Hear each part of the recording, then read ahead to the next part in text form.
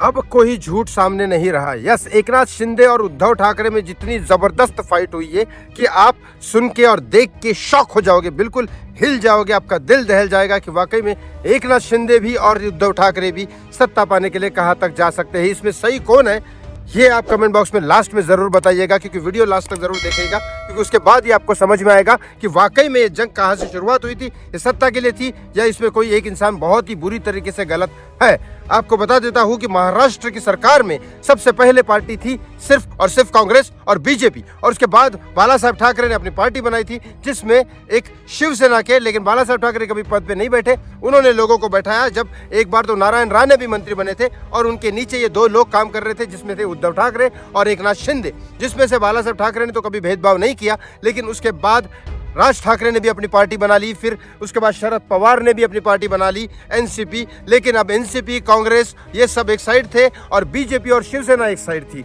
लेकिन इसके बाद भी बीजेपी कभी जीत के नहीं आई, लेकिन नरेंद्र मोदी 2014 के आने के बाद बीजेपी जीत के आई। देवेंद्र फडणवीस को सपोर्ट करते हुए उद्धव ठाकरे ने भी अपनी पार्टी संभाल ली, अपना एक मंत्री पद संभाला, जिसमें सारे के सारे बराबर सब कुछ चल रहा था और कांग्रेस और एनसीपी बुरी तरीके से हार चुकी थी। लेकिन 2019 के इलेक्शन में उद्धव ठाकरे ने जो पलटी खाई, जो सीधा पलटी खाई, और अपनी सीट पाने के लिए उन्होंने कांग्रेस और एनसीपी के साथ हाथ मिला लिया। और उसके बाद ये तीन तिगाड़ी सरकार किस तरह से 2.5 साल चली, उसके बाद सुशांत सिंह राजपूत का केस हुआ, कोरोना स्कैम हुआ, बहुत सारी चीजें हुई, इसके बाद ये सरकार नहीं संभाल पाए, इसलिए रिपीट सरकार गिरा दी गई और एकनाथ शिंदे और देवेंद्र फडणवीस को सरकार में लाया गया। लेकिन वो 2.5 साल चलने के बाद अभी जो इलेक्शन है और विधानसभा के जो इलेक्शन आने वाले हैं, इसके बारे में दोनों की तरफ बुरी तरीके से फाइट हो रही है कि बाला साहब ठाकरे के नाम पे, पिता मेरे हैं बाला साहब ठाकरे, मैं उनके साथ जिंदगी बिता चुका हूं, ये उद्धव ठाकरे बोल रहे हैं कि मेरे पिता के नाम पे आप वोट बटोर रहे हो और अपना काम नहीं कर रहे हो। यहाँ जितने भी मुंबई में काम कर रहे हैं हॉस्पिटल मेरे बाला साहब ठाकरे के नाम पे है,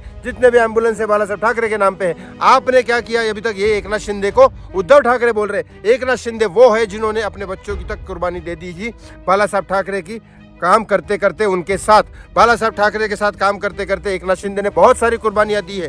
बाला साहब ठाकरे के साथ काम करते करते अगर सही शागिर्द बताया जाए बाला साहब ठाकरे का तो एकनाथ शिंदे है। इसके बारे में कई सारे फिल्में भी आ चुकी है, कई सारी चीजें आप देख सकते हैं और पूरा का पूरा इतिहास देख सकते हैं।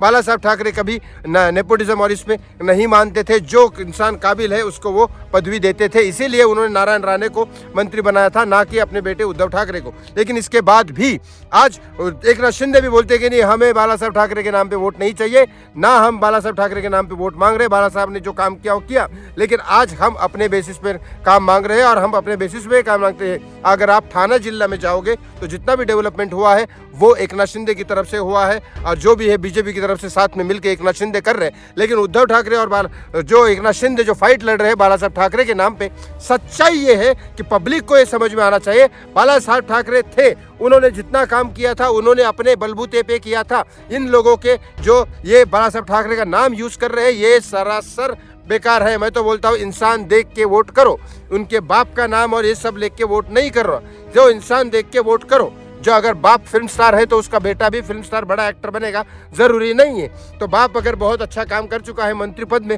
तो बेटा करेगा ये जरूरी नहीं है, और बेटा नहीं करेगा ये भी जरूरी नहीं है। क्योंकि राकेश रोशन बहुत अच्छा एक्टर नहीं था लेकिन ऋतिक रोशन बहुत अच्छा एक्टर बन गया, तो इसका कोई सोल्यूशन नहीं होता। इंसान देख के वोट करना चाहिए। आपको क्या लगता है इन दोनों के फाइट में कौन सच्चा है कौन झूठा है, या दोनों के दोनों झूठे हैं दोनों के दोनों सच्चे हैं? जो कहना है आप कह सकते हैं, क्योंकि आप पब्लिक है, पब्लिक सब कुछ कर सकती है। वोट सोच समझ के दीजिए। Thank you so much watching me. Comment में जरूर बताइए कौन सही है कौन गलत। धन्यवाद।